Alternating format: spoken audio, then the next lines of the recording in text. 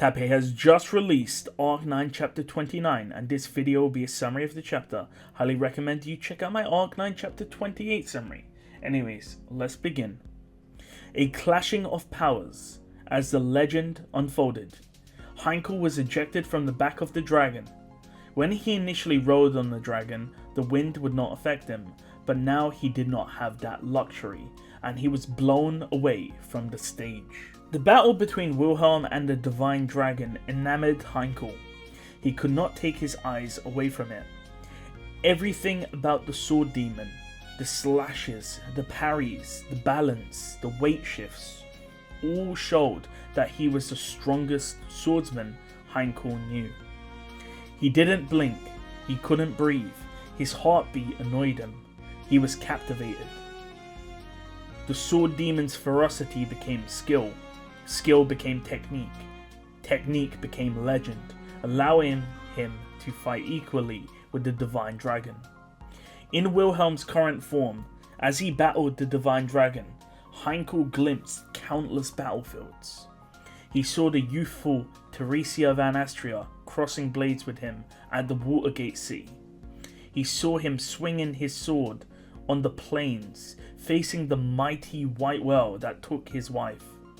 He saw him clash with the three-headed evil dragon dominating the skies of the commercial city, decapitating its long necks.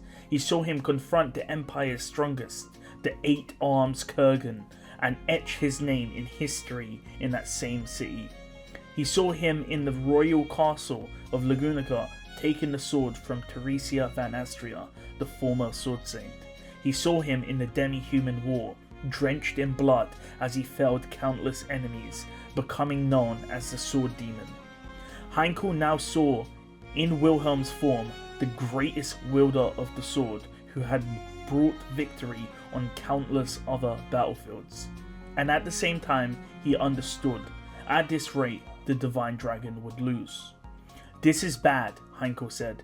He didn't know the upper limits of their strengths. Similar to an ant, you wouldn't know what's above the clouds if you cannot fly. However, even though the sword demon's slashes could not penetrate the dragon's scales, and just one slash a few millimeters deeper would kill the sword demon, Hankl knew that the sword demon would win in his eyes. You cannot surpass a sword saint with logic or reason.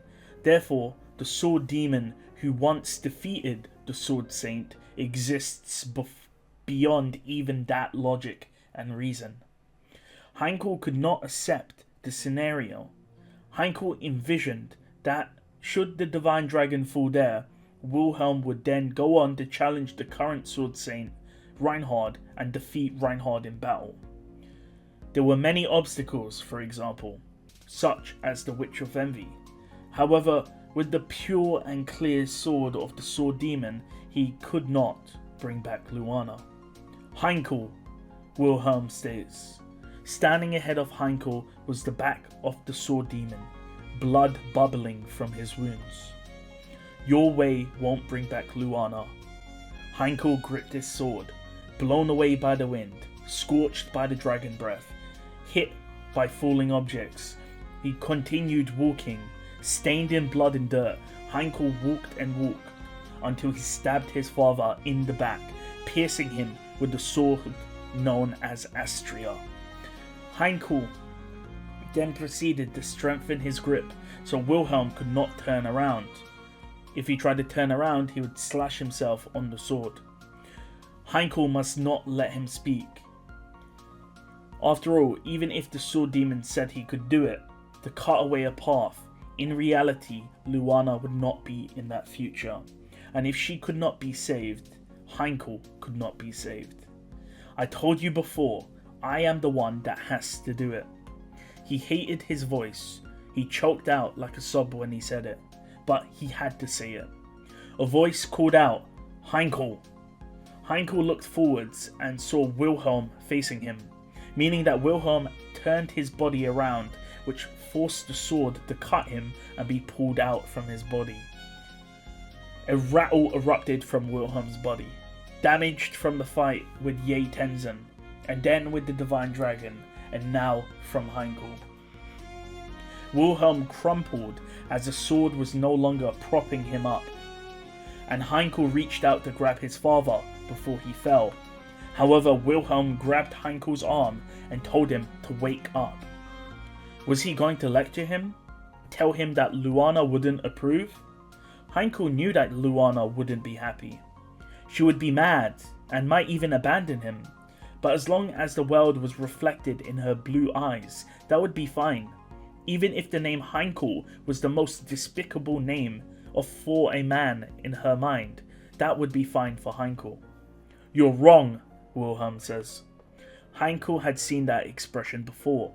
It occurred back when Theresia died, and Wilhelm told him that she wouldn't be coming back from the white whale hunt.